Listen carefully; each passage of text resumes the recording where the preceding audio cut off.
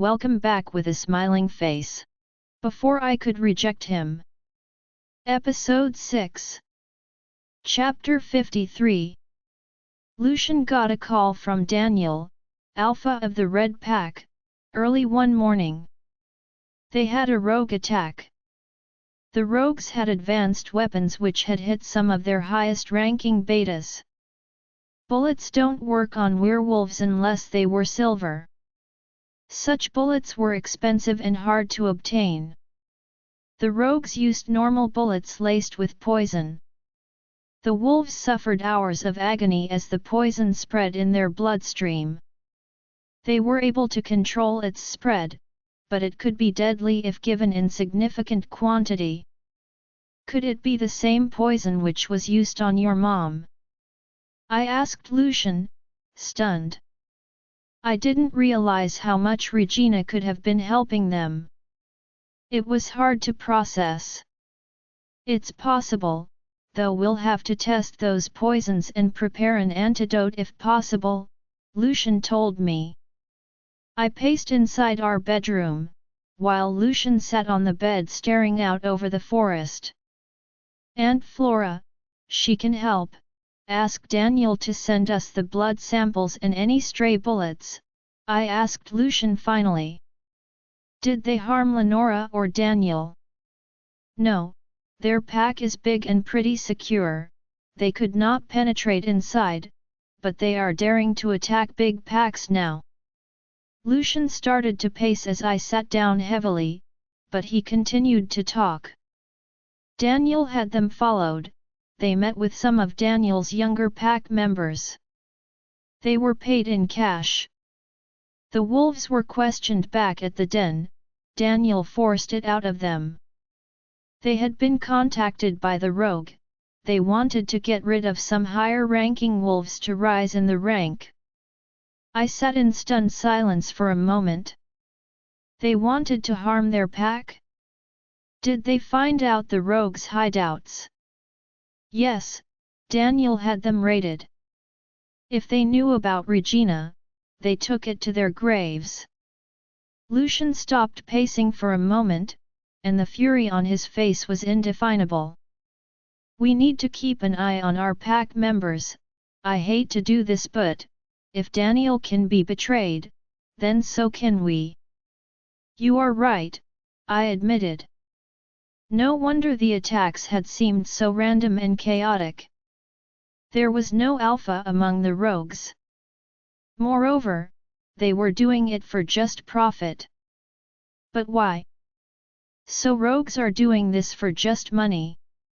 I asked. No, it's just another way for them to earn some bucks. You see, building a pack with an aim of overpowering others needs money. They are doing all sorts of things for that.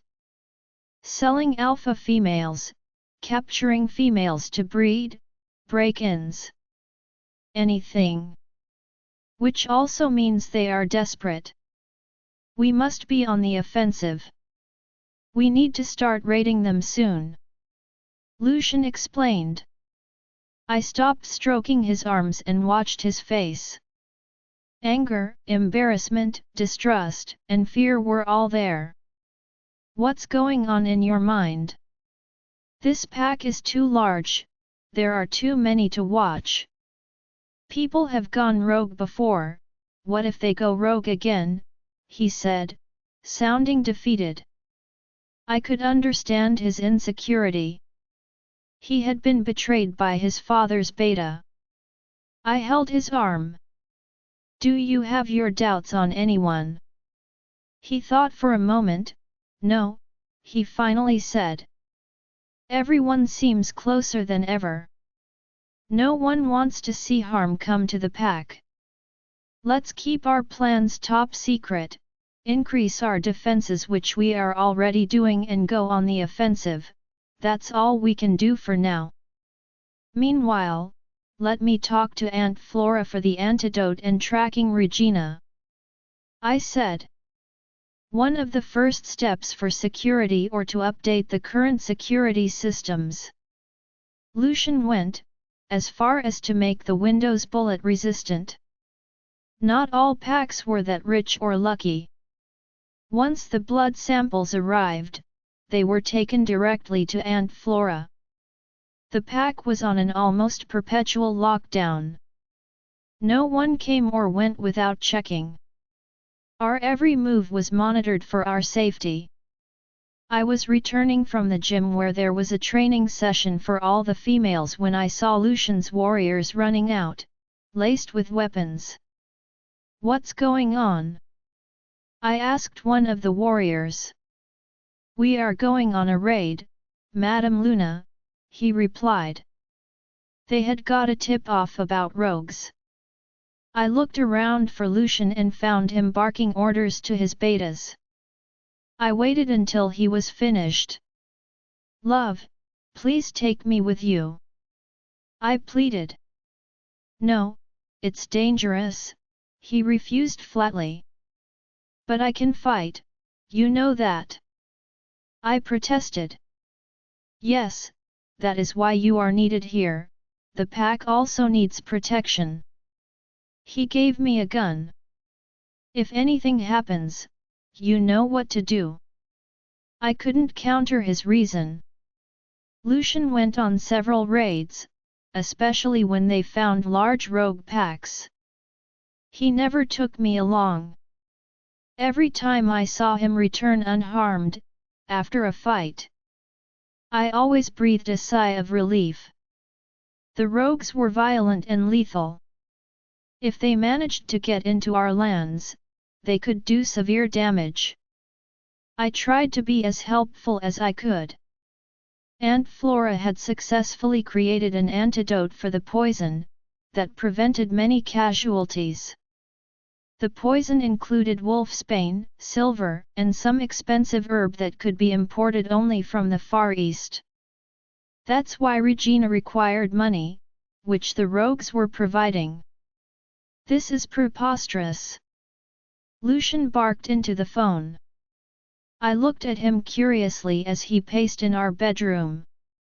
"Look, I don't care about your rather old-fashioned sensibilities. If you don't want them, we'll keep them in our pack," he said and threw the phone on the bed in anger. "What happened?" I asked. "Alpha Adam is an ass. He is refusing to take back his girls, who were rescued from the last raid, as they are tainted," Lucian said angrily. "What? What does he mean by tainted?" Then the realization hit me. With every raid, Lucian also rescued many girls and women who were kidnapped to sate the urges of the rogues. The women we took in were psychologically destroyed. Unfortunately, their human victim didn't survive, or they were turned. We took them in as well. They were badly traumatized. Most were returned to their packs. But some hypocrites like Alpha Adam didn't accept back-mated, as per him, females. How stupid and medieval! I said in anger. "We'll take them in, they need a home," I added. "Of course, that's what I told Adam," he replied. "Any news of Regina?" I asked. "No luck so far," he sighed. I held his arm and rubbed it gently. "We'll find her, so don't worry," I soothed him. "How long does this last? How many more rogue packs are there?" I asked. "We've almost cleaned out our territory. There aren't many left. It's as if we found just one more person, we'd be able to force out the information from him." A polite knock at the door indicated that Damon was there. "Good day, my alphas," he said and bowed.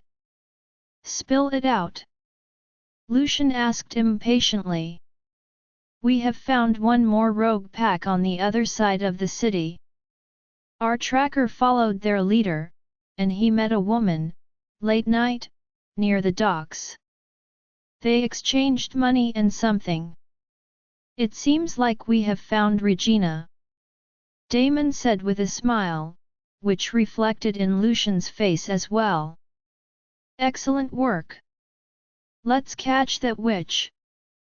Now, Lucian said. Lucian's POV: follow the rogues when they reach the back alley, I commanded into the radio and then waited. I heard Rick reply with affirmative. We were near a seedy club. It was frequented by some rogues. I had not brought any of my betas with me. Neither did Rick.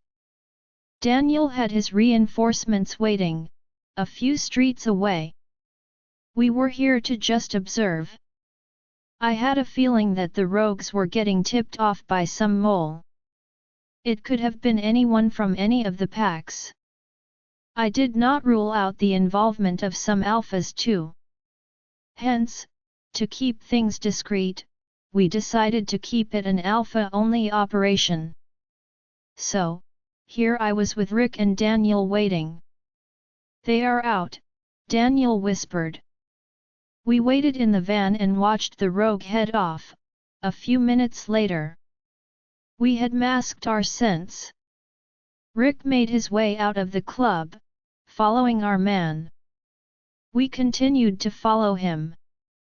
He went to a junkyard a couple of blocks away. We parked the van around a curve and watched him go into a small dump trailer. It sounded like he was talking to someone. A truck dropped off several men in front of the junkyard, and I gasped. Those are wolves! I exclaimed.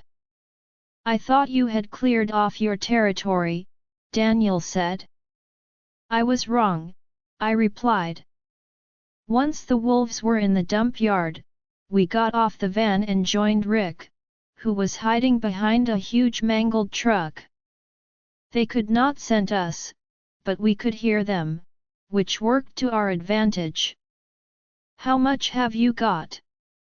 A woman's voice was heard. The packs are looking for us, they have finished off other gangs.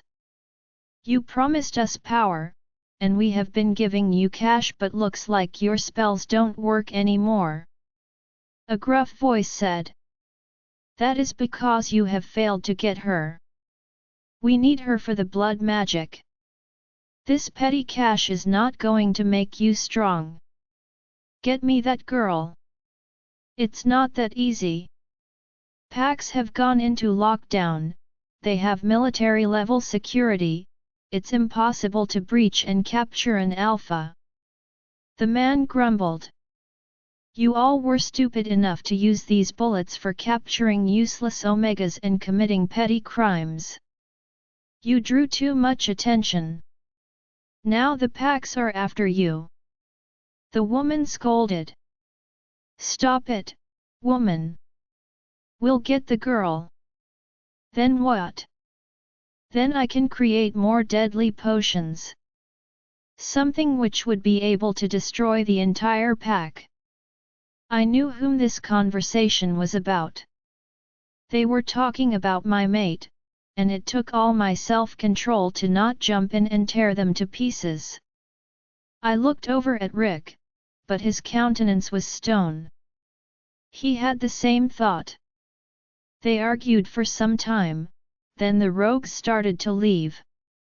What do we do now? Daniel whispered. This was a golden opportunity to capture the witch as well as the rogues, but we were uncertain if the witch was alone or with others. If we killed her, who may or may not be Regina, the danger would remain. They were splitting.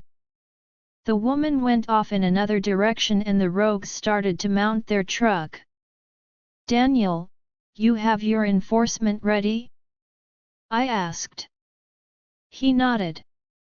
Good, you call in your betas and take care of the rogues. Meanwhile, Rick and I will follow the witch. They both nodded and within seconds Rick and I were following the witch. She started her car and sped away. We ran to our van and started following her. The night was dark as I sped through the highway. The moon was only a sliver in the sky above me. I drove with the headlights off to keep us hidden as long as I could. With my werewolf senses, I could see just fine at night. Might I ask what is our exact plan? Rick asked. Nothing as of now, I am just trying to find out her whereabouts and her accomplices.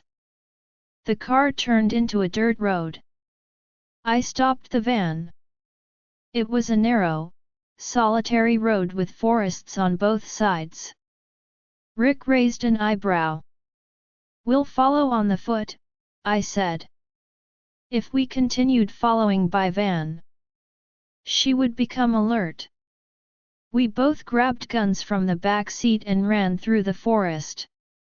Our superior strength and speed enabled us to catch up with the car. It went into an estate that was covered with the highest security. We got past that easily.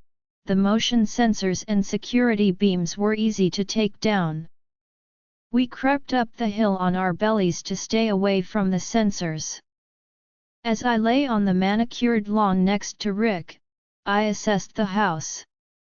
It was several stories and surrounded by a guard wall. I could see figures moving at regular intervals in the house and along the roofline. I think there are more in there. Do you think it's a good idea? Or should we return with reinforcements? Rick whispered. What if she escaped before we return? I said. We walked along the wall and were contemplating how to enter. The door beside us opened. A man walked out, letting the door fall close as he walked away. Rick reached out and grabbed the handle a second before it shut. We slipped into what was a delivery entrance.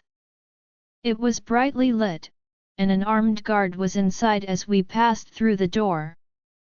My hand wrapped around his neck, snapping it before he made a sound. This kind of house has security systems. It would alert the cops. We'll have to disable it. I whispered. It's going to be guarded. If we can take them out fast, I can disable a chunk of their security, Rick whispered. We found the security room and there were 2 armed men inside. We easily dispatched them with claws. They were humans. I barred the door to the security room, as Rick mangled the panels in front of us. Outside the door, I could hear the stamping of feet. They were werewolves. They shouted at us to open the door and bullets came flying through the walls. They were laced with poison. They won't be able to turn it back on. I think I've also taken down some alarms. There won't be audible alarms going off. Rick whispered. The lights in the security suite died instantly and were replaced with backup lights. Bullets were whizzing past us in the dim half-light. Rick and I crouched low as the men assaulted the door and tried to get in. They were shooting so many rounds, we'd be hit eventually. Suddenly, the light died completely. I hurried toward the door and a bullet grazed the side of my arm. Shifting into the hybrid, I broke through the door and attacked the men in the hall. The hall was in chaos. Some men had guns and were shooting. I heard shots coming from behind me. It seemed Rick was firing on the men. Working together, we took out the contingent that was there. Between Rick and I, we obliterated everyone we came across. I heard the opening and closing of doors. Then running footsteps. They are escaping, I shouted at Rick, and we dashed upstairs. There were 2 women and 1 man, who smelled familiar. He was a wolf, of course. Chase them! I shouted. They knew we were there. They had the guns with those potent bullets. I could feel my arm sting with poison where the bullet had grazed it. I'd have to take heavy fire if I wanted to approach them. Rick and I grabbed 2 guns from the dead wolves and ran after the retreating figures. They ran down a maze of corridors and escaped out of the back door. "I am calling Daniel," Rick shouted. But there was no time. I followed them out into the backyard. They were jumping into a small truck, its engine revving. I bolted for it and was hit with several rounds from a gun. The woman was firing at me. My upper leg bone was hit on the right, I knew it. I just managed to move out of the line of fire. Crouching and gathering my strength, I grabbed the back of the truck and held it with all my might. Its tire whirled on the concrete making a whirring noise, but the truck didn't budge. Suddenly, a large brown form jumped next to me. Rick was next to me holding the truck back. I dug my claws into the metal of the back of the truck. The woman loaded her gun and aimed at Rick. I pushed him on instinct. Pain seared my chest as bullets hit my lungs. Rick had stabled himself, and he managed to grab the woman with the gun and tossed her out of the back of the truck. Metal tore as the side of the truck was ripped to shreds. "Leave the truck," Rick shouted. I did. As we watched, it suddenly sped ahead and tilted dangerously. "It's going to crash," Rick said.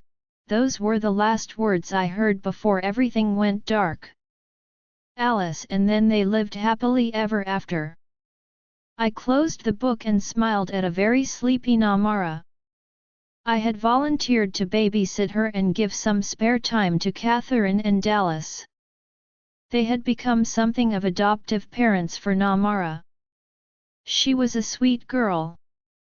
Despite the tragedy, she had retained her spunk. Spending time with her was delightful. I laid her sleeping form on the bed and tiptoed out of her room. Lucian was away because of this rogue business, and no one knew where he was, or when he would be returning. I laid down on my bed, contemplating calling him.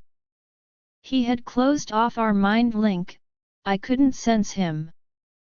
I had dozed off when I was woken up by a low pain in my chest. I woke up sweating. Something was wrong, Lana was howling, and I felt this weird emptiness in my heart. "Lucian," I said aloud to the empty room. He was not well, I could sense it. I was unable to reach him through the mind link. Restless, I walked out of my room. Maybe Damon or other betas would know Lucian's whereabouts. A small sound from behind indicated that Damon was approaching. "Madame Luna, you look worried," he called out to me. "Where is Lucian? Is it normal for him to disappear like this?" I asked, fearing the worst. "None of us can contact him. He has never done this before," Damon replied. That increased my concern. The phone call which came later confirmed my fears. "Lucian is injured, Alice. I am bringing him back," Rick said from the other side of the phone. The next few hours were like a blur for me. The betas and the medical team were frantic, and so was the rest of the pack. The world was starting to close off.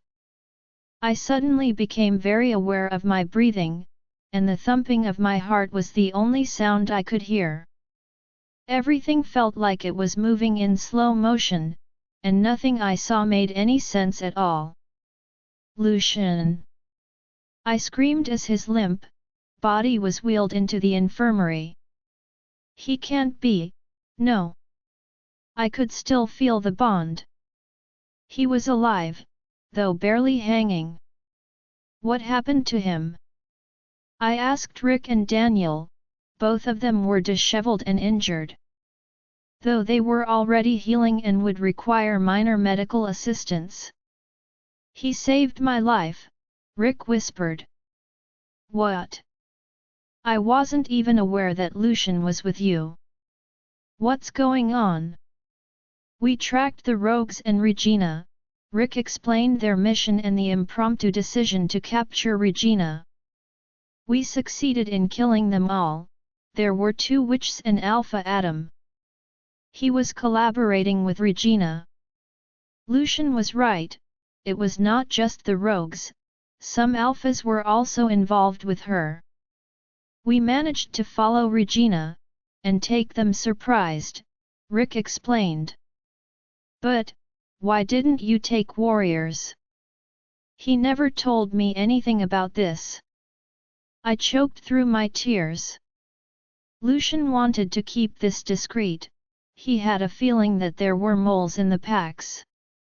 So, he planned this discreetly with Daniel and me. Although I agree we should have been more organized, Lucian would not be in danger, he said morosely looking at the ICU door. "What happened to them?" "All dead, the witches died in the car crash and I killed Adam when he tried to attack us." "So his pack?" Realization dawned on me. "Yes, his pack is mine now. However, that's not the priority, Lucian must recover. We need to focus on him," Rick said grimly. "Lucian was riddled with bullets. Our bodies can recover from the bullets. But the poison had penetrated his bloodstream, thus, reducing his supernatural healing. He was in constant agony and no matter how many painkillers or antidote was administered he was not recovering." The pack was in a somber mood.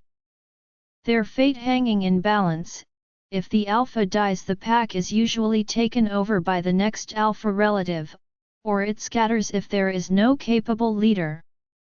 Is he going to die?" I asked, the healer, as I looked at Lucian's heavily bandaged body. "Madame Luna, we are trying our best, the poison has reached his heart. We are just hoping that it flushes out without causing any further damage." The healer replied grimly. "His wolf? Is it fine?" I asked, fearing if Lucian would lose his wolf, like his mother. That would be worse than death for an alpha like Lucian. "On the contrary, his wolf is fine.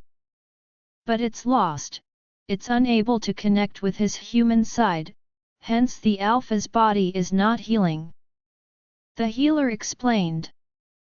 I had no idea what he meant, but I was ready to do whatever it took to bring Lucian back from the brink of death. "What can we do to cure him?" I asked frantically. "Be with him, talk to him. Try to reach his subconscious mind, as his mate, only you can do this. Your life energy might be able to pull him out of his comatose state," the healer explained. "He's hurt because of you," Savannah said simply. I turned towards her. Some internal hurt has begun to surface on her usually stoic face. "There will always be someone coming after you, for whatever power you have. Your brother sent you away since you were a danger to his pack. Now, my alpha is suffering because of you." Her voice dripped with venom. "You cannot be so insolent with Madame Luna," Catherine warned, her eyes blazing with anger. "It's fine, Catherine. Savannah is right, he got involved in something sinister because of me. I am a danger to everyone. I am sorry." I sighed. Catherine was still glaring at Savannah, though. "Apologize right now, Savannah," Catherine said firmly. "It's fine, Catherine," I interjected. Lucian's condition had put everyone on the edge, emotions were on the high. I had heard from Damon that some wolves were even planning to challenge for the alpha position. No, Alice. It's not okay, Catherine replied, still staring at Savannah. I am sorry, Savannah said. I could see traces of tears in her eyes. Savannah. I started to say, but she turned away and left. I collapsed on one of the hospital chairs. I didn't want this to happen, I never wanted to hurt anyone. I said, unable to stop my flood of tears. It's not your fault, Alice. Savannah worships Alpha Lucian, Catherine said. The whole pack adores him, I replied. No, you are not getting it. Savannah adores him to the point of obsession. She is devoted to him. But she cannot blame you for his injury, Catherine implied. I could feel there was more to it, but this was the worst time to get jealous of other females when my mate was fighting for his life. Let it go, Catherine, I just want Lucian to get well. We all need him. I was having a hard time managing my fears and apprehensions, governing the pack was beyond my capability. I spent nearly all the time in the infirmary either sitting next to Lucian, talking to him, or holding his hand. My wolf urged me to remain there. About a week later, I was sitting next to Lucian holding his hands, and talking to him. It was a moonlit night. Its silvery glow cast its shadow on his bruised body. I was walking through a meadow, then reached a river bank. It was the same place where Lucian and I usually chatted or made love. A huge black wolf with a white stripe on his stomach was sleeping under the tree. A gentle breeze ruffled his silky coat. In my wolf form, I padded up to him and licked his muzzle. He moved but didn't seem to budge. I gently nudged him with my snout. Time to wake up, Sleeping Beauty, don't make me kiss you, Lana said, to the sleeping wolf. He opened his brilliant green eyes and stared at me. A slight squeeze on my hand woke me up from my slumber. I had fallen asleep near Lucian's bed, holding his hand. I looked at his handsome face with hope, waiting for him to open his lovely eyes. Another squeeze. Doctor! I shouted as healers rushed into the ward. He moved, is he getting better? I asked the healer, hopefully. His vitals are improving, his wolf is connecting with his human side. The healers commented. As the morning sun rose, Lucian opened his eyes. I'm awake, he whispered. I was just waiting for the Sleeping Beauty wakes up kiss you promised, he croaked weakly, then smiled at me. Lucian was all right, and that's all that mattered. I flung my arms around him. I thought you would leave me, I said softly through my tears. It would have killed me. No, I wasn't leaving you, Alice. I swear. I went there to protect you. Why would I leave you? I was in and out of consciousness. But I heard you. I heard everything you said. He caressed my hair. Promise me you will never go on such unplanned missions, and you will never shut me off. I want to be connected with you all the time, I said. I promise, he said, tucking a strand of my hair behind my ear. Now, do I get my kiss? He grinned. No, I am still mad at you, I retorted. We sat quietly together, while Lucian was being examined by the healers. Once his wolf connected with him, His healing was accelerated, those ugly bruises and scratches disappeared like magic. The pack was already aware of his recovery, and slowly they were arriving to see him. The first ones were his betas and Catherine. I stepped away to give them time to be with Lucian. My wolf growled with jealousy when Savannah kneeled and kissed his feet. I usually ignored my wolf's natural reaction to any female in his vicinity. Lana didn't think like a human. But even my human side found her devotion odd.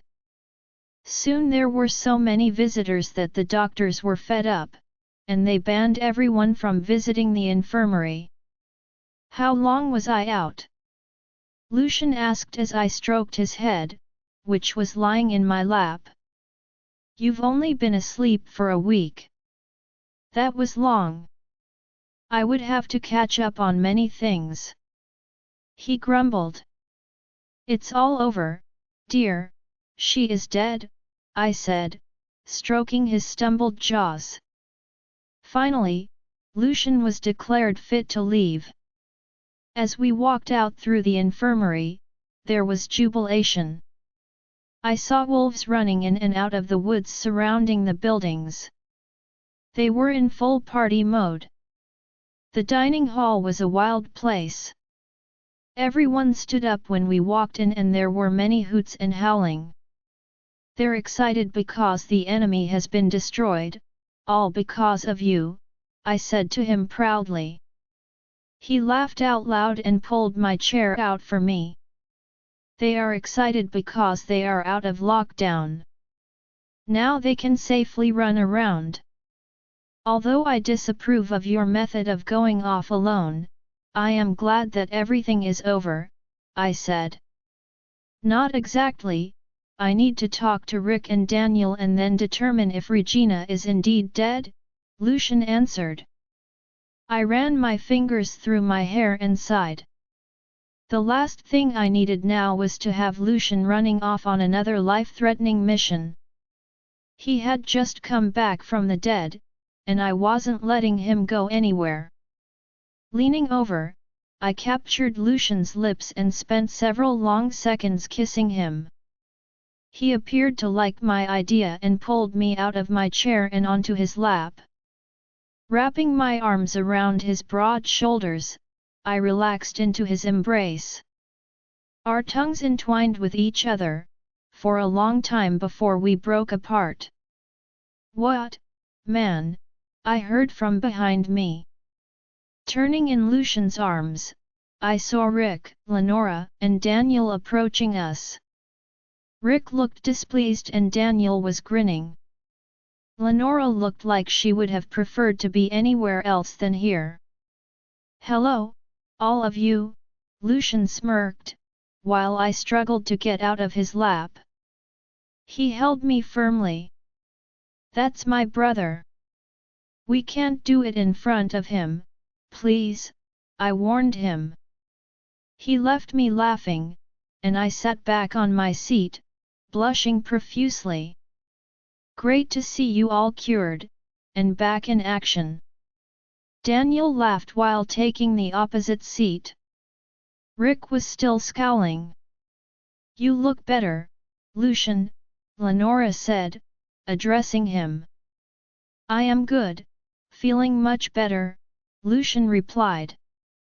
Good that you both arrived, I wanted to get updated about the situation, Lucian added. It's over, we got them, Daniel said triumphantly. Lucian raised an eyebrow. That jeep which you were trying to stop. It had Alpha Adam, Regina, and her accomplice, Maya. It crashed and burst into flames, killing Regina. Adam escaped, but I was able to overpower him. Daniel took care of those rogues. Fortunately, he arrived on time, and we were able to save you. Otherwise, I would have never forgiven myself. Rick narrated the incident. With every word, my anxiety was increasing. Lucian had gravely endangered his life. How do you know that which was Regina? Does anyone know how she looks? Lucian asked. Only Aunt Flora can recognize her, but the crash burned her body beyond recognition. We found her ID papers and several bullets in the house when it was searched later. There hasn't been any new rogue attack or any reporting of poisoned bullets since we took them down. So, I am assuming it's over. We are safe again. Rick answered. Lucian was thoughtful for a few seconds. We still need to determine who else were involved other than Adam, but I agree the main threat is gone, Lucian added. That means I am allowed to go around by myself doing normal things without getting kidnapped. I blurted out, hopefully. Everyone burst into laughter. Lucian flung his arm around me. You, my dear, are still being punished.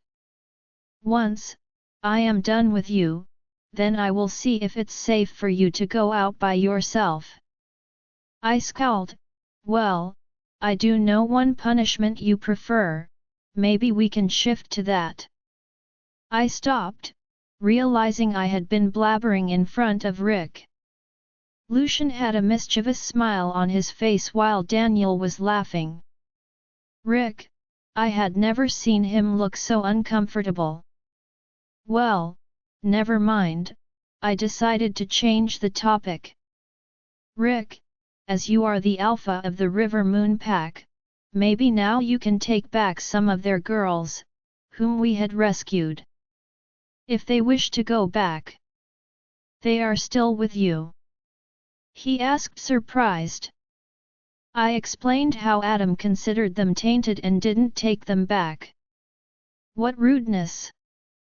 River Moon Pack is pretty Puritan now that I own them, I have realized. But don't worry, I will reunite those girls with their families if they want to return.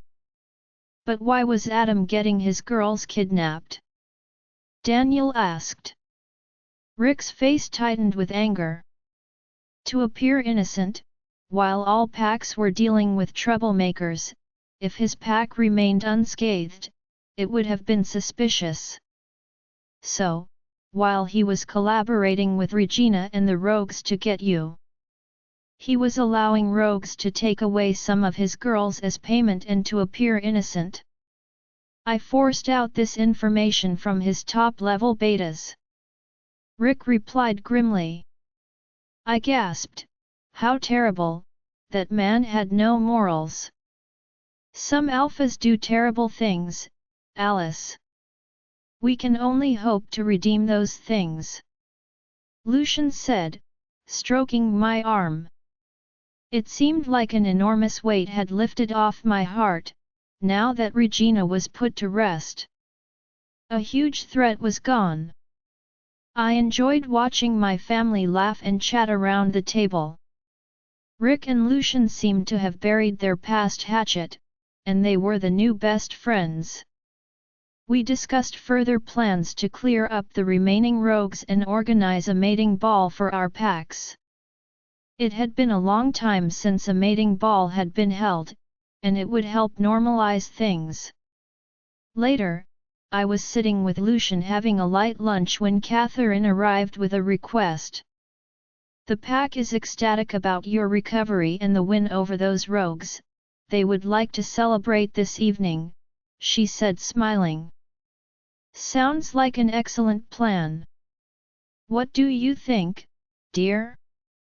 Do you feel healthy enough for a pack run? I asked. Lucian raised an eyebrow. I am quite healthy for many things which we had been missing out, mate. His eyes had a glint and a promise. I will take that as a yes. Catherine laughed and left our suit. A thought suddenly struck me, Lucian, last night, before you came out of your coma. I felt like I was in your dream. Your wolf was sleeping, and my wolf roused him up. Yes, I remember that we were in each other's dream.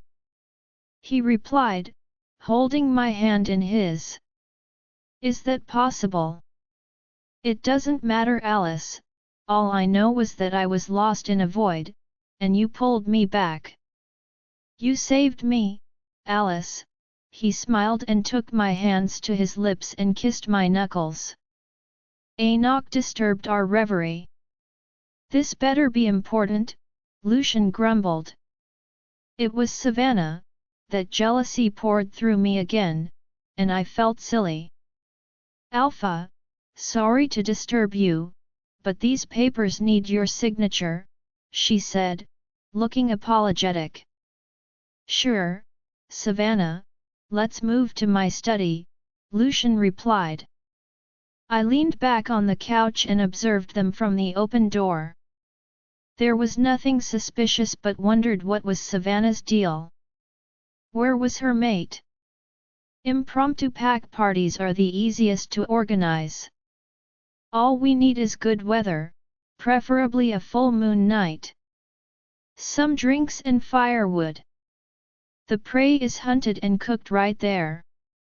There is no need to dress up in something special. Heck, there is no need to dress up at all, it gets ripped off later anyway. The party can go as wild as a pack orgy, or just remain a family barbecue. It was totally up to the people participating in it. The pack run and the hunt are almost always included. I met a very exasperated Catherine, in the corridor while the pack members were rushing out to the grounds at about 8 in the evening. Alice, I can't deal with those new girls. They are refusing to leave for the party. She huffed. Why? Some girls from Adam's pack had chosen to stay as their families wouldn't accept them, even though Rick was fine to take them in. We didn't force them to go back. If they felt comfortable here, they were most welcome to stay. They are saying they are ruined and nobody would welcome them. What? This is ridiculous. I frowned. I walked into the hostel of the unmated wolves. It was like a college dormitory. 5 Omegas were huddled in a room.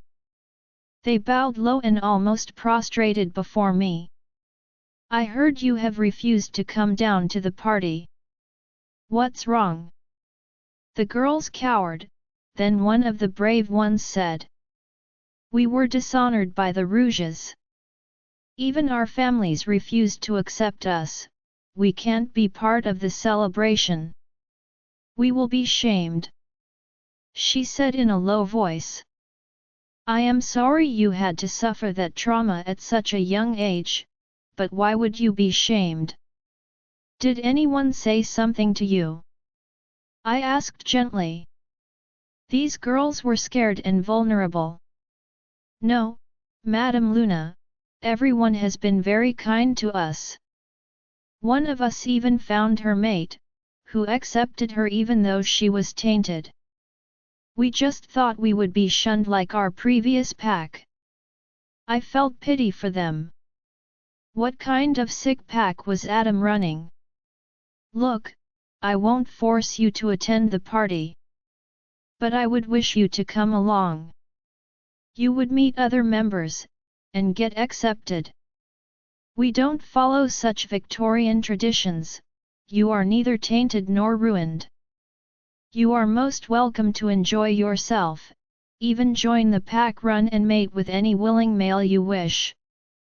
No one will force you or disrespect you. Their eyes widened at the mention of the word mate. Perhaps, I was rushing them into it, but it was for their benefit. Come with me, I will keep you safe. You have my word. I asked again.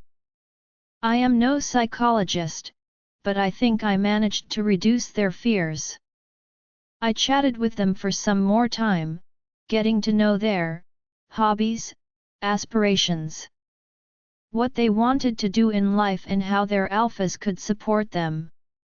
Finally, they eased and agreed to come along. You handled it well, Alice. just like a true Luna, Catherine said while we were leaving. I gave her a smug smile. Perhaps, I wasn't such a bad Luna. You are a wonderful Luna already, dear, Lucian said in my mind. You were listening? I replied startled. Of course, you have ordered me to keep the mind link open all the time. He chuckled. I should keep my thoughts guarded in that case. I laughed. Come soon, dear, I am waiting. I relaxed and felt Lana take over. For the first time in weeks, I was completely comfortable and didn't feel like there was a danger lurking around us. I shifted and ran to the circle where the rest of the pack was already shifting or in the mid-shift. I shifted back and stood next to Lucian as he made a speech about the killing of the witch, introducing new pack members and how security would remain tight. I was bored and desperate by the time he finished. Looks like I won't have much of a chase, you are already quite desperate. He winked. That's your presumption. I laughed and bolted away into the forest, while he followed. We scooted through the trees for several minutes until he managed to squash me up against a huge trunk. I was caught, but this game wasn't over yet. Lana wanted him to earn it, to make sure he was strong enough. I bared my teeth at him. He lunged at me like a wild beast. We fought savagely for a moment before he pinned me. He was most certainly worthy of taking what he wanted. Do you know what you make me feel, Alice? He nudged the question into my mind. Love, I hope, I answered him. I could feel his heartbeat and the warmth of his skin on my back. His need to be inside me was overpowering. I wanted to be controlled by him completely. Trapped between him and the forest ground, his teeth grasped the scruff at the back of my neck and pulled lightly on it. My body shook with pleasure. How do you want me, mate? He whispered in my mind. Just take me now, I whispered back. Shift, he commanded. We shifted back to human, and he captured my lips in a searing kiss. He grabbed me and hitched me up. I grabbed his shoulders and wrapped my leg around his waist. Arching my back, I gave him better access. I was almost through the roof already. Clutching his shoulders, I rubbed my core against him. I felt my knees weaken, and I slipped down on the soft grass below. His taste was on my tongue and my body was on fire. My legs were sprawled all askew, and I had no desire to close them, I wanted him between them. I need you, now, I said, simply gazing in his green depths. He thrust into my waiting core and started shoving. Then looping my legs in his arms, he increases the pumping. He was going at it brutally. As if trying to compensate for the time we were separated by his illness. Caught up in the intense moment, my body clamped down on Lucian. I cried out my fulfillment, and he followed me rapidly. I lay panting in the grass when we were done. Since we were tied up for some time, I snuggled in his arms, and we chatted about random things. I have decided I am going back to work, I declared. Work? He asked, stroking my arm. Yes, I am an architect. Now that the danger is eliminated, I want to get back to my life. Are you asking for my permission or informing me? He asked. I turned back to face him. Informing you? What if I refuse? He said, playing with a strand of my hair. Why would I need your permission, Lucian? I like to work, and I can handle it along with my pack responsibilities. I replied. You know, one of my major businesses is construction, we are always in need of architects. He replied. Are you making me a job offer? I laughed. Well, it's better this way, I will have you with myself throughout the day and won't be worried sick about you running off on some adventure. He said, nuzzling my neck from behind. How will we ever get any work done if we stay together all day? I replied, arching my back and grabbing his hair. The air in the forest was thick with the sounds of pleasure and the smell of arousal. The night got darker and the party got wilder. The pack rutted and frolicked in the woods. My eyes were drawn to the movement in the bushes. It looked like a young couple playing chase around the circle. But the harsh voice caught our attention. Don't touch me. I am not interested. Savannah was screaming at another wolf. Lucian and I broke apart and walked towards the commotion. Hey, I was chasing you and when you stopped I thought you submitted. A male voice said. I recognized him as one of the trackers, Chris. Is there a problem? Lucian asked. Savannah was sweaty like the rest of us. She looked pissed. Alphas, Chris bowed, looking a little nervous. We were playing chase and Savannah is not interested, so I was just leaving. I am sorry to disturb you, Alpha, but it's nothing, I just overreacted, Savannah replied. Lucian glanced at both of them but didn't say anything further. I can smell the food. Shall we proceed to the barbecue? I said, trying to clear the air. It was all kind of awkward. The smell of roasting meat wafted around me and my stomach growled. Sitting down next to Lucian, I watched the pack frolic. What's the deal with Savannah? I asked casually. He raised an eyebrow. What deal? She doesn't have a mate. I am not aware of her being in a relationship with another wolf. She is crazily devoted to you. What should I make of it? He chuckled. She has always been like that. She is not typical romantic sort and her devotion is towards the pack, not me. You don't have to be jealous. He grinned. I am not jealous, I trust you. It's just odd. I said, glancing at Savannah, who was now laughing over something with Catherine. You know what we need? We need a mating ball. Perhaps, we might find a mate for her. I said. Not a bad idea, I will propose this in the Alpha Council. He replied. I wasn't jealous of Savannah, I just wanted her to not remain lonely. Though I am no one to judge, perhaps she was perfectly happy in her current lifestyle, like I was before meeting Lucian.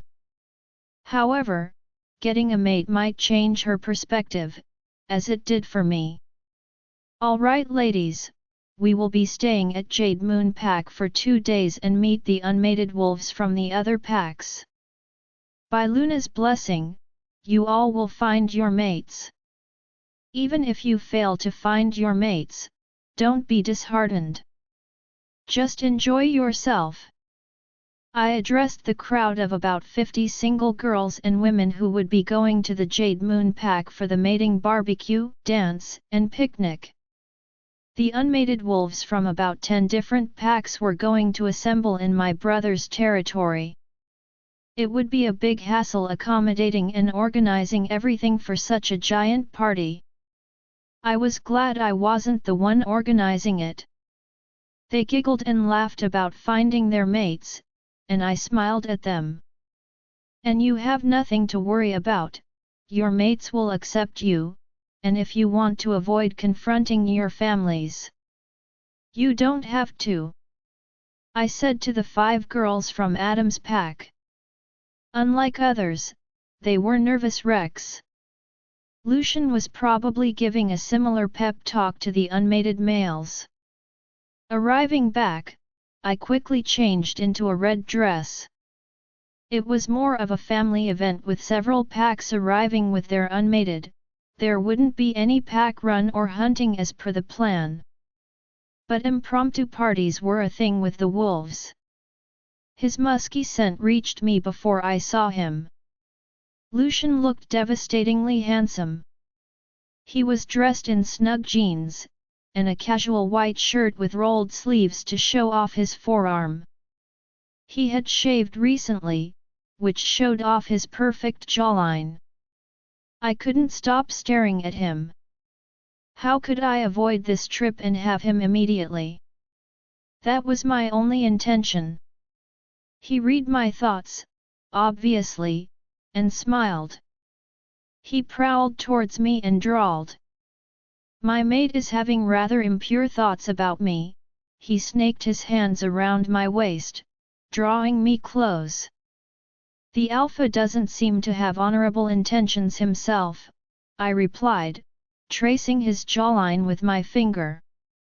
"You are looking so ravishing, how am I supposed to keep my thoughts pure?" he whispered, nuzzling my neck. I clutched his collar while he kissed my lips, our tongues entwined with each other. By the time we finished, I was breathing hard and a fistful of his shirt was grabbed in my hands. "Do you plan to rip off my clothes? Because that might delay us, and the unmated would be cursing us," he joked. I sighed and left his shirt, adjusting its folds over his broad shoulders. "Too bad, we can't get carried away now," I sighed. He chuckled. "Don't worry, we'll have ample time to get carried away, later. But now, we need to leave." He grinned at me and offered me his hand. Crimson Shadow was one of the earliest packs to arrive at Jade Moon. It was a bright, sunny day, as I stepped off the SUV. I spotted Emma and ran towards her to hug her. "I missed you," I said, taking her in a hug. "No, you didn't, you were busy with that dreamboat of yours." She laughed. "You smell different," I said, breaking the hug. I appraised her flushed face and silky blonde hair. "Wait. Are you pregnant?" I blurted. She grinned. "Yes, I am. I found out just a few days back." "Oh my god! I will be an aunt!" I screamed. We squealed and laughed like schoolgirls, drawing smiles from others and an exasperated head shaking from Rick. I glanced at Lucian, who was talking to Rick and Daniel, who had just arrived with his pack. "Mate." One wolf swished past us and lunged at one of my girls. "Easy, wolf. You'll hurt her." Lucian stopped him in the middle while the girl smiled coyly. They sniffed and touched, getting familiar with each other. People are already finding mates," I chuckled. "Look at you, being the responsible, Luna. I can't believe it, a few months ago you were running away from your mate." Emma teased. "We were playing the chase, and he caught me." I laughed. My what a sight for the sore eyes. How is he in the bed?" she asked suddenly while looking at Lucian. "What kind of question is that?" I could feel the heat creeping up my ears. "I have always been curious about other men, as I have always been with Bobby," she replied with a serious countenance. "Well, that's the man you are talking about," I warned. "Oh come on. A little girl talk is not going to hurt. I can tell you all about my life. She grinned. I laughed. Fine, we'll have some girl talk later. I glanced at Lucian, who appeared a little flushed and grinned at me. He had heard our conversation, of course. The entire front yard was full of vehicles as different packs started to arrive. There were squeals of delight as wolves found their mates. Some moved on towards the clearing near the lake for the pack party/picnic. I sat down with the girls, Emma, Linda, Catherine, and other ladies while the kids played around us. Namara was playing chase with the twins and Sherry. We chatted about our lives and plans. I am going back to work, I said excitedly. That's wonderful, Alice, Emma, and others commented. So that means I am not going to become a grand-aunt soon. Aunt Flora interjected, she had just woken from her reverie. Not so soon, I need more time before I am ready. It's a big responsibility. And you are already a great-aunt of Jonathan and Clara, I said, looking at the squealing kids. I love kids but didn't want some of my own for some time. And Lucian is fine with it? Emma asked. Of course, he has to agree, it's my life's decision after all. I quipped, taking a sip of margarita. The end of Regina didn't mean that we could be carefree and ignore security. Wolves are always on the lookout for trouble, and trouble seems to follow us. There could still be a rogue attack, some ambitious alpha going crazy. Hence, there were warriors deployed all around in the forest. If you will excuse me, Rick needs me, some trouble with the caterers. A weary Linda said and walked away to join Rick. Matthew was fussy, so Lenora left to feed and put him to sleep. While Emma and I chatted, I spotted Savannah and asked her to join us. She was dressed in her usual warrior dress of black tee and jeans. An array of weapons hung from her hips. "Hello, Madame Luna," she said as she plopped down next to me. "Savannah, I appreciate your dedication to the pack and your duties, but occasionally you must take a break. And I never got a chance to thank you for your help earlier," I said, referring to her help in hiding Mark's secret from Lucian. She smiled slightly. I was just doing what would be good for the Alpha.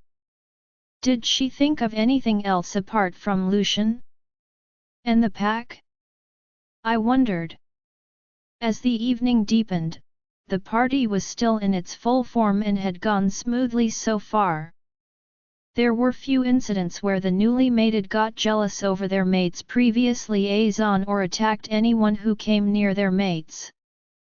The alphas controlled such situations. I was talking to Lucian and some alphas when Linda and other moms started rounding up the kids for their naps. "Have you seen Clara?"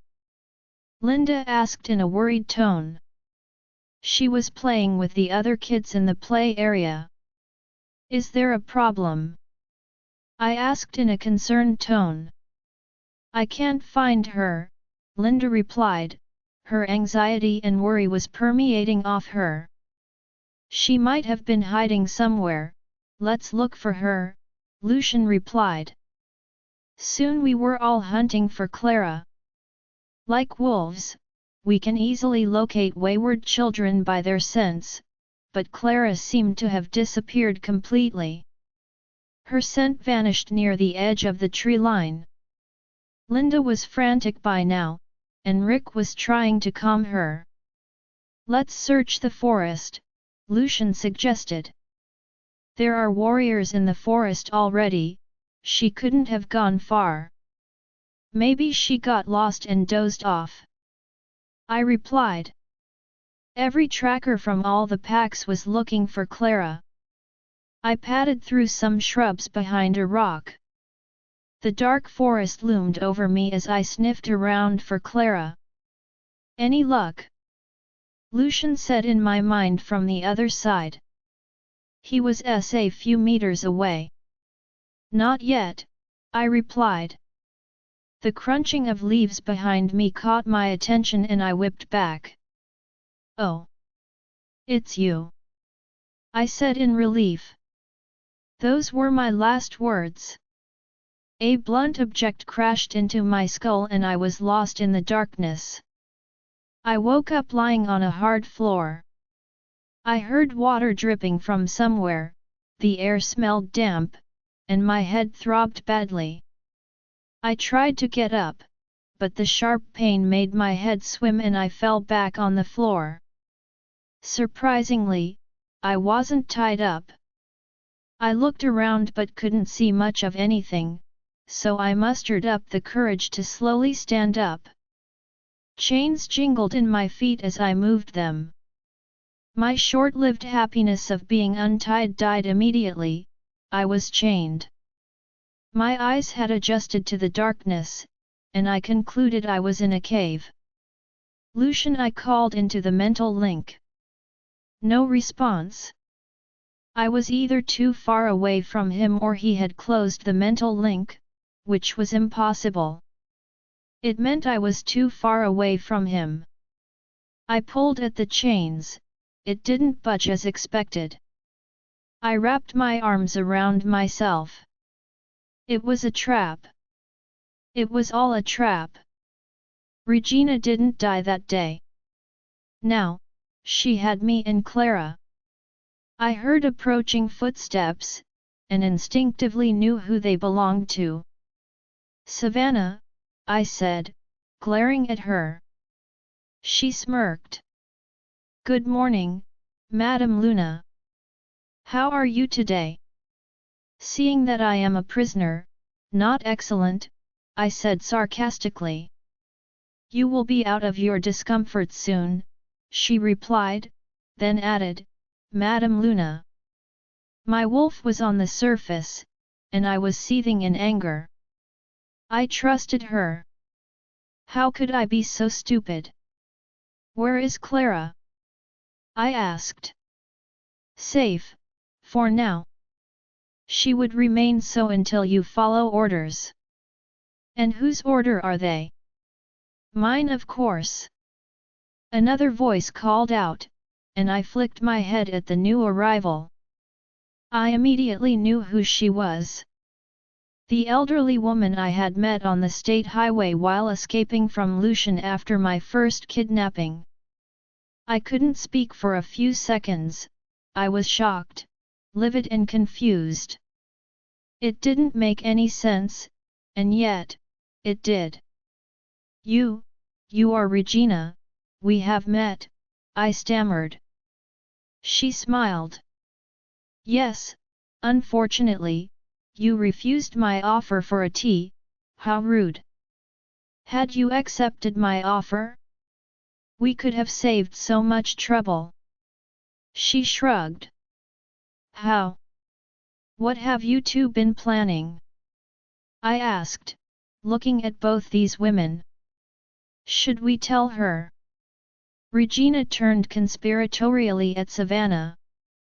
Be careful, she has the mind link with my alpha, Savannah said. I narrowed my eyes. You love Lucian? Isn't it? Savannah seemed to color a little. I am devoted to him. I need to ensure that he remains happy and is taken care of. You are the most unsuitable mate. You do not love him as I do. It should have been me, she said hotly. I growled. Brown hair covered my arms and hand as I struggled to keep Lana in check. I had to keep them talking. Lucian would eventually find me. I just needed to buy some time. And who are you to decide that? We are mates, I retorted. You didn't even want to stay with him, you tainted yourself with humans before meeting him. You wanted to break the mate bond. Now you claim to love him. You were never suitable for Lucian or the pack. My anger rose with her every word. That's our issue. It's for Lucian to decide who he wants to be with, and he has chosen me. It's not your concern. I hissed. The goddess has made a mistake, which I will rectify. It should have been me. I have been with Lucian since we were kids. I know everything about him, his likes, dislikes, his habits. I have been taking care of him for years. Unlike you, I didn't let anyone else touch me. Must have been pretty disappointing when he didn't imprint on you. I taunted. I knew she was irked. Shut up. He is mine. She screamed. So you want to be his mate? That's why you betrayed your alpha, collaborated with this witch, attacked your pack, and almost got him killed. Wow! Must say it's true love. I said sarcastically. Her brown eyes flashed in anger. I never wanted to do this. It's all your fault. I had always served him patiently, I knew he would acknowledge my love someday. Then you came along. Miss Pretentious with mystic powers. She snapped. I would have sacrificed my love for his happiness, but you were a whore. A lying, cheating whore. How can I let him stay with you? Lucian is blinded by mate bond. I had no choice. I was furious, but I had to keep calm. I needed them to spill out everything, save Clara before I made my move. How touching! I said wryly. So, how did you meet this witch? Oh. I was always around, keeping an eye on the pack. I came upon Savannah accidentally while camping in the forest. She caught me during petrol. We had an agreement that she would help me get you because the rouges were useless and got distracted by trivial things. Regina added. Did she tell you she almost killed Lucian? I asked Savannah. It was hard to fathom the mad obsession of Savannah. Catherine had tried to warn me, but I was stupid.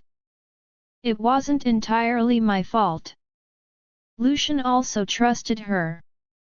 He was betrayed again. That was an accident, I had no intentions to kill Lucian, but my subordinate Witches and Adam didn't expect an attack, and they reacted. It could have made things difficult. But fortunately, you saved Lucian. Regina smirked. Wait. Did I save Lucian? How? I was puzzled. I did nothing which could have saved Lucian. You look just like your mother, Regina smirked. Her power was healing. She could heal and bring back people from the verge of death. You are no witch, but your life energy can heal your mate, your children. It was you who saved Lucian. You make him more powerful. No wonder so many alphas want you. I looked at her in disbelief. So, that is why Adam wanted me. Unfortunately, I am already mated, I have Lucian's mark. How are these alphas going to take me as their mate? These people were lunatics. Easy, I'll just remove your mate bond. Create a bond with Savannah, he'll be loyal to her. Forgetting all about you. I gasped a little at that and tried to evaluate my options. Spells don't work on wolves, and Regina was no witch. What was she planning? I might not be a true-born witch, like Rose, that ungrateful nonsense. Threw away her gift for love. But I have learned on my own. I struggled alone and mastered the art of making spells. Soon, I started selling my potions and poisons for profit. She continued blabbering. And you sold those poisons to Beta Killian, who tried to kill Lucian with it, isn't it? I smirked as Regina's face turned white. Savannah, are you aware of your partner's attempts? She tried to kill your alpha. I said. Savannah had already grabbed Regina by her throat and she was lifted in the air. You tried to kill my alpha. Why didn't you tell me that was you? Savannah gritted her teeth. I just sold the poison, I had no idea who would use it and on whom. Regina stammered. That was easy. I smirked. I quickly looked around myself. There was only one exit, which was blocked by the quarreling Regina and Savannah. I could scent Clara faintly and there were other scents as well, several of them. There were more wolves, probably rouges, in the cave. We need to stick together if you want your alpha, Regina was pleading with Savannah. Well, what's going on here? Another voice, a male, approached us. As he got nearer, I got a good look at him. He looked middle-aged with dreadlocks. He was tall and broad, like most wolves. An alpha. What are you both fighting over? He questioned then glanced at me. His eyes broadened in surprise. I had no idea that she would be so beautiful, not a bad deal after all. He chuckled. I bared my teeth at him. He pried apart Savannah and Regina. I didn't pay for this.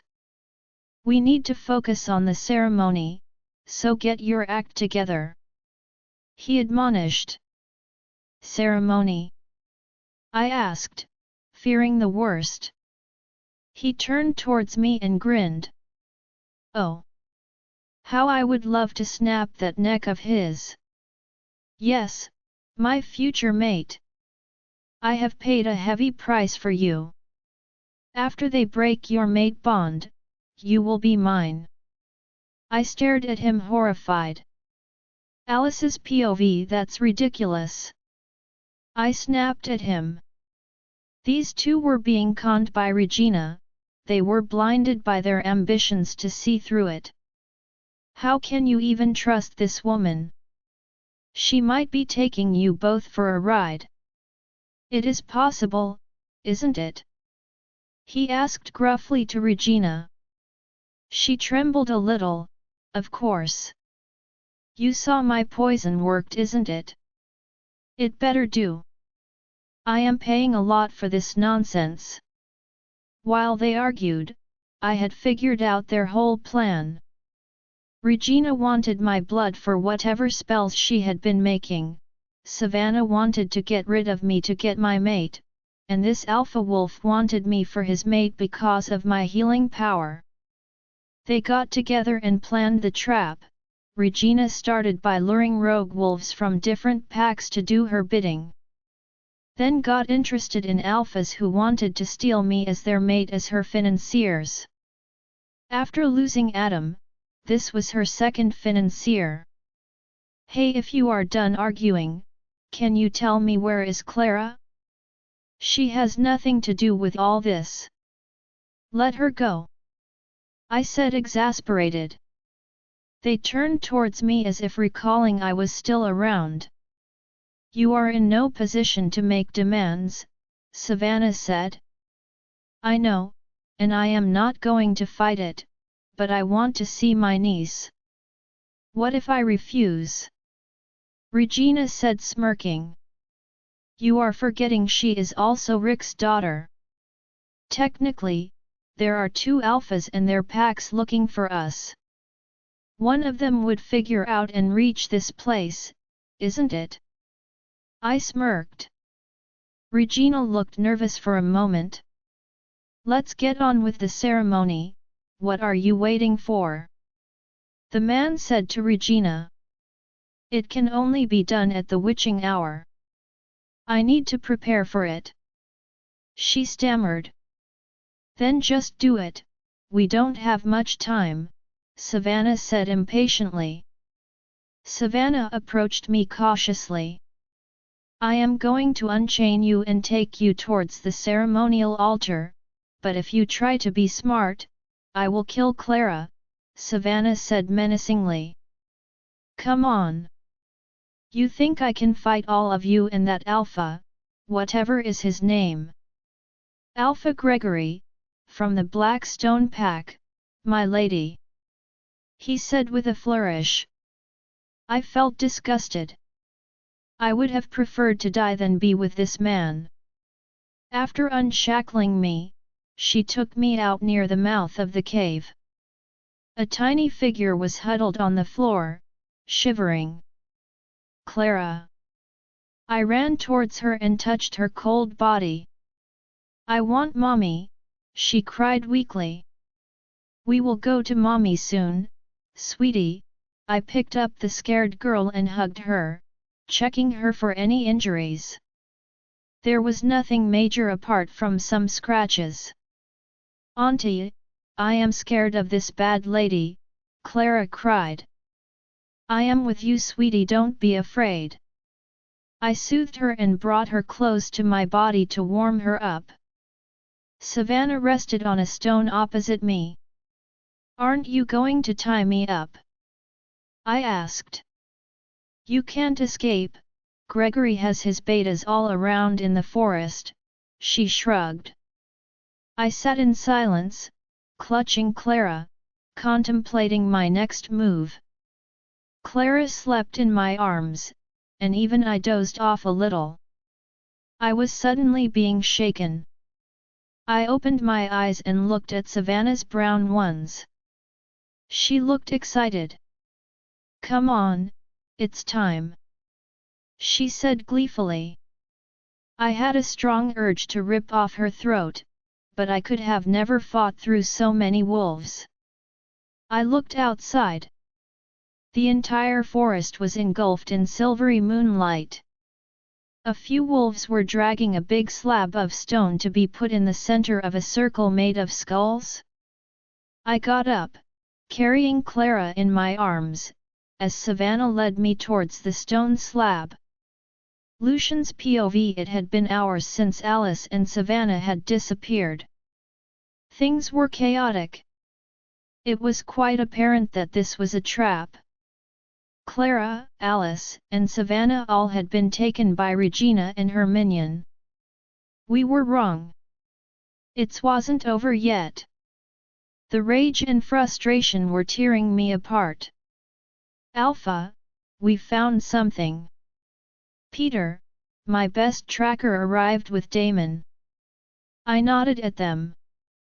We found this stone with traces of blood. It belongs to Madame Luna.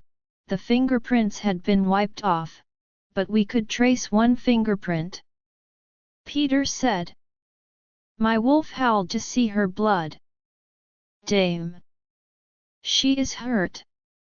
Wolves mostly relied on their sense of smell and other instincts for tracking, but I had learned we couldn't rely on just that. Forensic science has much better results. I had invested in and trained my best trackers to use forensics as well.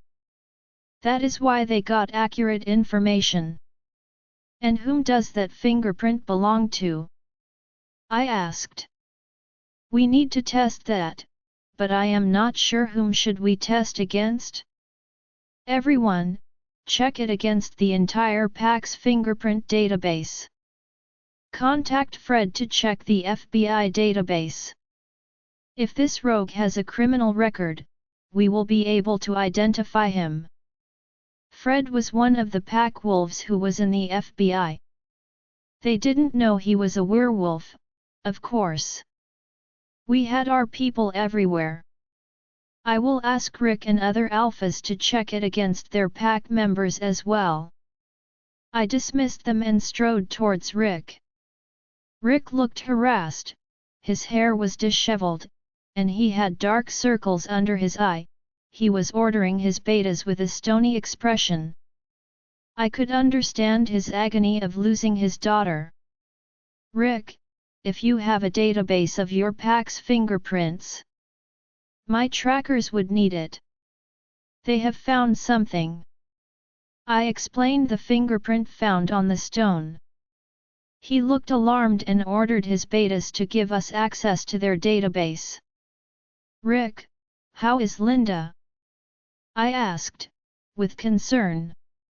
His stony face faltered a little. She has been inconsolable, I sent her in to rest. He mumbled. Rick, Aunt Flora has been looking for you, she is saying she can help. Rick's beta, Bobby said as he came running towards us. Rick and I exchanged a glance and ran towards his home. Aunt Flora and Linda were sitting in the living room. Linda's eyes were bloodshot, and she was staring ahead. You were asking for me, Auntie? Rick asked. Yes, I think this is done by Regina. She replied. But we killed her.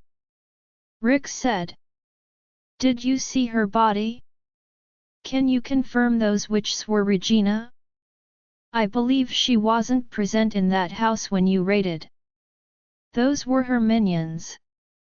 But how can you say this with surety? I asked. She took Clara as well. Clara is a truly born witch. She would want such a witch in her coven. Rick clasped his fist in anger, and Linda stifled a sob. Regina indulges in blood magic, that's why she had been after Alice. But she doesn't know one thing. Magic doesn't work on wolves. It can only work on humans. So why is she after Alice? I asked. Alice has hybrid blood which is very rare, and it can be used to create powerful spells, but it will only work on humans, not wolves or other beings. And not on Alice herself. Her blood will cancel the effect of those spells. So she wants to use Alice as some kind of blood bank. I asked, seething in anger. I believe so. Does she know that? I asked. She smiled. As far as I know, Regina. No. She is not a real witch, and she doesn't pay attention to the details. What I mean to say is she won't kill Alice or Clara because she needs them. That's a relief. How do we find them? Rick asked. The blood magic can be done only at a certain hour, it's a full moon night, most probably she would do the ceremony at the witching hour. And there is only one place in this state where it can be done. The Cave of Despair. What place is that? I asked. It's about 3 hours from here. That cave was a sacrificial place for the natives. It has trapped souls in it. So, it has a bad aura around it. We witches call it the Cave of Despair, it's perfect for blood magic. She would take Alice there. But we can't confirm if she took them to that cave. Rick said. But this is our best bet. There is no harm in verifying it. I looked at my watch and said. We must leave now. Rick nodded. We got up and called for our betas. Alpha. I have some news for you. Peter said through my mind link. Meet me immediately, I commanded. Peter rushed towards the driveway with our IT guy. What do you have? We found the person with that fingerprint, Peter said. And I ran it through our systems and found the match effortlessly. He hesitated for a moment, I am sorry to say, it's Savannah. The shock of the betrayal was not new for me. But getting betrayed twice made me numb. Blood rushed into my ears and I fought with my wolf, who was just below the surface. All right. Peter, get all our warriors, we are leaving now. I commanded. Several SUVs began to pile up, and the warriors from the 3 packs left for the Cave of Despair. Gregory and some of his wolves were moving around arranging stones and boxes while Regina was boiling something nasty in a cauldron, like a typical witch. Fire torches had been lit around, giving an orange glow to everything, providing me with a good view of the number of wolves stationed around the cave. There were 10 betas and warriors around us. I was sure there would be more in the forest. I couldn't fight through so many wolves. I would have to make a run somehow. Are you going to sacrifice me or something? I asked casually. You are too expensive to be sacrificed, sweetheart, Gregory smirked. She would not be harmed, right? She can still give me pups, isn't it? He asked Regina. I wanted to gag and rip his throat off. No, I just need her blood for now, Regina said. I wrinkled my nose. These people were crazy. Give me the girl, Savannah asked me. I clutched Clara tighter. No, I don't trust you, I said. You don't have any option, Alice. If you don't follow instructions, Clara will die, Savannah warned me. You can still kill her, why should I trust you? I asked. She is a true-born witch, Regina said as she sauntered towards me. She would be the jewel of my coven. I can't even dream of harming her, she said and caressed Clara's blonde curls. I narrowed my eyes at her. So, this was the plan. She was going to keep Clara. It must have been Savannah who would have informed her about Clara being a witch. I can still kill her if you don't cooperate. I won't need another witch as long as I keep getting your blood. Regina grinned. So, I was her blood bank. Very well, I reluctantly passed Clara to Savannah. The little girl whimpered in protest, but I soothed her to remain quiet. I called for Lucian in my mind, but I couldn't reach him. With no other option, I walked towards the circle of skulls. Give me your hand, Regina said. I obeyed. A sharp pain commenced in my hand, as Regina slashed my palm.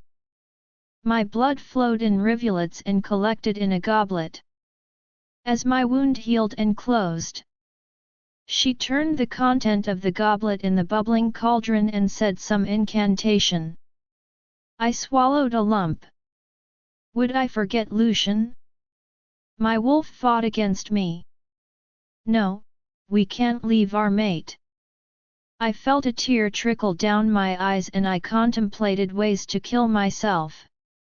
You won't do that, Alice, he said in mind. Lucian, I whispered to the voice. I am here, he replied. Those words were like music to my ears. Oh! Thank God you found me.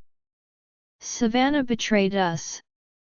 I know, sweetie, just pretend that I am unaware, follow the ceremony, it won't affect you. Really? I asked. Yes, Aunt Flora confirmed, just let them do whatever they are doing and tell me who all are there. I am coming to you. I sobbed with relief. Savannah gave me a withering look. There is no use crying. He will be mine now, she said. I made sure that Lucian heard it as I mentally communicated with him. Red smoke emanated from the cauldron as Regina filled the goblet with that disgusting liquid. "Drink it!" she commanded. I gagged, it contained my blood. I closed my eyes and finished that revolting liquid in one gulp. It didn't taste that bad. It didn't have any taste at all. Keeping my eyes closed, I nodded my head. I didn't need to see the rest to know what was going to happen. I felt woozy and shoved myself back against a slab of stone and sat down. Some of the moon's rays were falling on my chest. I felt heat radiate from my chest outward. And then nothing. "Well, what is happening?" Savannah yelled. "Her bond is breaking," Regina said excitedly. "How can you be confident?" Gregory said eagerly. "She will come to you," Regina said. I opened my eyes and stared at Gregory. "Mine!" I growled. "It worked," Gregory yelled. Regina looked baffled as if she wasn't optimistic that it would work. I stood up slowly and walked towards Gregory, who was grinning ear to ear. "My mate," I said, smiling at him. "Simply beautiful," he said as he ran his hands down my arm. "Are you sure her mate bond has indeed broken?"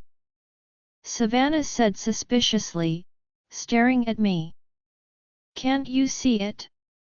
She is all over him. Do you want your alpha or not?" Regina snapped, irritated. She looked nervous and I could smell her fear. I snaked my hands around Gregory, stopping just near the holster strapped to his hips. "I can't seem to control my feelings for him," I said, looking into his blue eyes. Gregory grinned broader. "Well, it's working." Savannah still looked suspicious and asked. "So, what now?" "I need to create a bond for you, which is tricky, and it needs more time. Lie down on that slab," Regina said, pointing at the altar. Savannah looked skeptical. "What do I do with the kid?" "Just put her down, she is not going anywhere. We need to finish this quickly," Regina replied impatiently. Savannah put down the trembling Clara, who ran towards me and grabbed my leg. I hitched her up in my arm, resting her on my hip, and held the gun at Gregory's temple. I had slipped it out of the holster while they were arguing. "What?" he started to say. "I know this is loaded with poisoned bullets. I saw you loading them. I told you it didn't work." Savannah shrieked in rage and lunged towards me. "Gregory, ask her to stop, otherwise I'll blow your brains out," I spoke as firmly as I could. "Be careful, sweetheart." "Those were not my instructions," Lucian's anxious voice boomed in my head. "Lucian, do you trust me?" I asked. "What kind of question is that?" he responded. "Do you think I am a capable and strong Luna?" I asked. "Of course. Then let me do this my way, and stop being so protective." "I can handle this," I replied. I could sense his smile. "All right, we have surrounded the area and are narrowing in. Make a run as soon as you can," he replied. I smiled smugly, then poked the gun further in Gregory's temple. "Raise your hands and do as I say." He shivered a little. "You assured me that your spell will work." He stared menacingly at Regina, who was looking stunned and fearful. She had messed up and was not going to wriggle out of this. The betas surrounding us were slowly closing in. They could easily overpower me. I would have to leave with Gregory to make sure they didn't attack me. I am going to kill you, witch. You conned us. Savannah seethed in anger and held Regina by her throat. I don't know what happened. Shut up. Savannah screamed and slashed her throat with her claws. Regina fell limp, blood flowing from her neck. I wasn't certain if she was dead, and I didn't care. Move! I yelled and jabbed Gregory. I stepped back, pulling Gregory along toward the tree line. There would be warriors around, but once I was far enough I could make a run. Stop her! Savannah shouted in anger, but it was too late.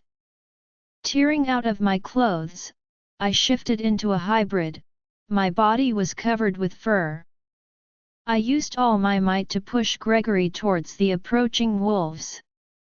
Before they could react, I dashed into the dark forest. Good job, Alice, Lucian said in my mind.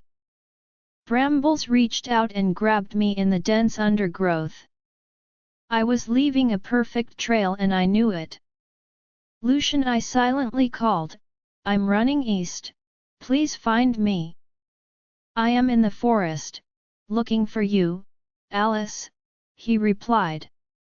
I just prayed he reached me before Gregory's wolves did. Clara dear, I will shift into a full wolf, hold me tight when I run. Like you ride on your mother's back. You can do that? I asked Clara while I stopped near a thick tree. I would be faster as a wolf. She nodded. I shifted and sat down so that Clara could climb on me. I felt her hand holding on to my fur, and then I ran. The howling I heard faintly in the distance sounded like a hunt and I was the prize. 10 years ago, Lucian being one of the few werewolves in a human high school had its advantages. I was stronger, with much better reflexes and keener senses than humans. I could have broken all sports records, but I refrained from using my full potential because it would have been unfair. Secondly, I would have drawn unwanted attention, but that didn't stop me from being the best in the football team. Furthermore, I loved it. It was the day before my 18th birthday. I was excited as well as nervous. For a werewolf, his or her 18th year is critical. After turning 18, our wolf is ready for its mate, and it starts searching. I would be able to find my soul mate from tomorrow onwards. She could be anyone. Someone from the pack, or school. I wished it was Nancy, my current girlfriend. She was the hottest girl in the school, and we clicked. If not Nancy, whoever would be my mate, I would love her. Whenever I found her. Hi, Savannah, I called out to one of my oldest and close friends as I was walking to my class. She was one of the few wolves in high school and 2 years junior. Hi Luke, she said, smiling. Excited about tomorrow? I chuckled. Kind of, I will be officially an adult tomorrow, so it's a big deal. You may also find your mate tomorrow. She quipped. Hopefully, but I am not bothered about that. I am just 18, I have ample time to find her. I replied. Hi Luke, I had been looking for you everywhere. Nancy, my curvaceous blonde girlfriend, arrived next to us and grabbed my arm. I have planned a wonderful birthday surprise for you. Nancy ranted on, and we walked off together, leaving Savannah. It was my birthday. As the alpha's son and the future alpha of the pack, it was a big deal as it was my 18th birthday. The pack had arranged for a big party. I knew very well that some of them were pursuing this agenda because they were hoping that one of their female relatives would be chosen as my mate. I had not imprinted on anyone yet. Not even Nancy, and suddenly, I had lost all interest in her. As if my wolf was forcing me to dump her. The tinkling of laughter, subdued conversation, and light music reached my ears as I reached the bottom of the stairs. I had turned towards the main ballroom where most of the guests congregated when I was halted by a familiar smell. Savannah. I almost didn't recognize you. I said, raising my eyebrow. She looked beautiful. Her red hair flowed around her in soft curls instead of her usual ponytail. She was wearing a lovely white dress and light makeup. She looked gorgeous. Wow! You look lovely, I said, smiling. Thanks, she replied coyly, which was weird. She had never behaved like this before. All right, see you around. Enjoy the party, I said and started to move ahead. Wait, Lucian. Don't you feel something? Her eyes had a frantic look. I am sorry, feel what? I asked puzzled. Her smile vanished. You don't feel anything? Nothing like wanting to stay with me. I don't understand. Suddenly it hit me. She was expecting me to imprint on her. She was 16, so she wasn't going to find her mate yet, but I could. I would know instantly if we were mates. My wolf was not bothered. He was bored and uninterested. My mate wasn't present at the party. Savannah, were you expecting us to be mates? I asked softly. She jerked her head up, her eyes brimming with tears. No, it's nothing like that. She replied. Savannah, I am sorry, it's not in my control. I was feeling wretched, I had no idea what to do. How to fix this? I had always considered her like my sister. There was no way I would date her just to break her heart later. She had a crush on me and I had no idea. We never talked about that incident again, and things went back to normal. 2 years later, on Savannah's 18th birthday, she had realized that I wasn't wrong. We weren't mates. Current time Lucian I raced through the vegetation, following my senses. Her scent was getting stronger.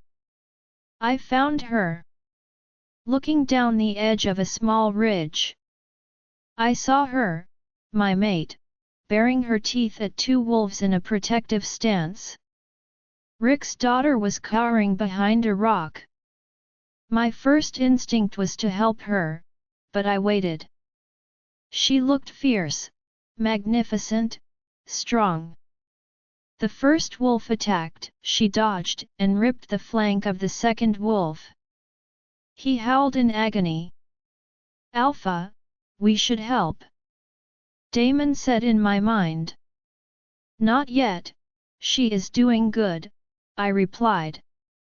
The injured wolf staggered but lunged at her again.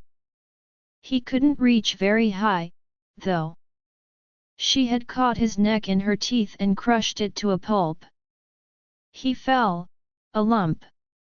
The second wolf attacked her from the side, she turned instantly, like lightning, and caught his neck in her jaws.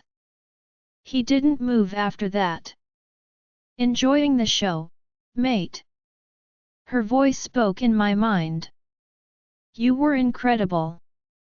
I am proud of you. I said as I ran down the slope towards her. She butted her head against my neck and barked happily at me.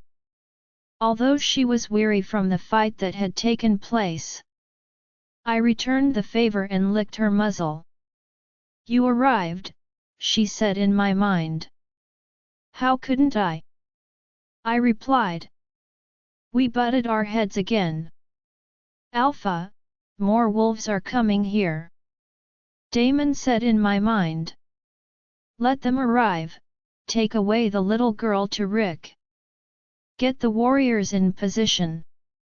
I ordered. What's the order for me, Alpha? Alice asked. You will stay and fight with me, I replied. I could sense her smiling. Alice, I had never been so happy to see Lucian.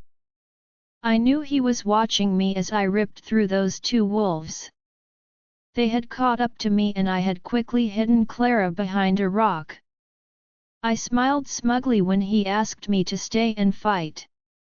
I had won his confidence. I also had this insane urge to protect my pack, my betas, my warriors. I was responsible for them. Was this what it was like to be the Luna? Rick and his betas arrived shortly. Rick was relieved to see Clara and me safe. A few of his betas carried Clara away to safety, and then there was war. We tore through several of Gregory's warriors. The silvery forest was reverberating with sounds of ripping and howling. The stench of blood was everywhere. I had clawed through one of the wolves. We had not found Savannah or Gregory yet. I was afraid they might escape. Lucian, we need to find Savannah. Once we capture her, please don't kill her. Don't tell me you want to pardon her. I am not doing it. No, I am not asking for a pardon. I want her to execute in front of the pack. She has betrayed you, me, and the entire pack. Let her be an example to everyone.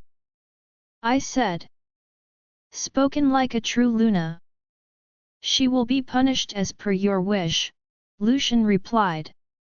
Alpha, we have tracked Savannah, she is running off towards the west. We also found the witch's body near an altar. She is dead. One of the trackers informed us. Was she Regina? Lucian asked. Yes, she was indeed Regina. Savannah killed her in rage when the spell didn't work. I replied. So, we have finally got rid of the witch. Lucian said. We ran through the woods. As we began getting closer towards the ceremonial circle, a group of wolves jumped on us. I was thrown aside as a black figure dashed into me. Gregory, I said. Lucian was already on him. The two black wolves circled each other and grumbled slowly. Both of them seemed to be the same size, although Lucian looked leaner than Gregory. Slowly and tentatively, I stood back on my feet. There were no broken bones, but I would be carrying an ugly bruise later. Lucian and Gregory rammed into each other. Lucian, being much more agile than Gregory, easily maneuvered and jumped out of the way of the charging male and managed to rake a claw on his right side. Blood filled the air with a tangy scent. Gregory growled loudly at the fact that he'd been bloodied first.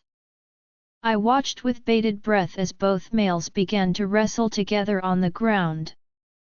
Barks and howls rang out from both of them as claws and teeth found their marks on both of their bodies. They seemed to take turns pinning each other to the ground, and then somehow they'd inch their way out from the other male and the fight would continue again. The smell of blood thickened in the air as the night drew on. I took down another of Gregory's beta, while Rick took down another. Our packs were still fighting through Gregory's wolves while the trackers looked for Savannah. Madam Alpha, we have tracked Savannah, Peter said in my mind. Take me to her, I replied and dashed off with Peter, followed by some betas. A victorious howl announced that Lucian had taken down Gregory. His warriors would no longer attack us. They would have to submit to the new Alpha or die. I am going to catch Savannah, I communicated to Lucian. I am following you, Madame Luna, Lucian replied, making me smile.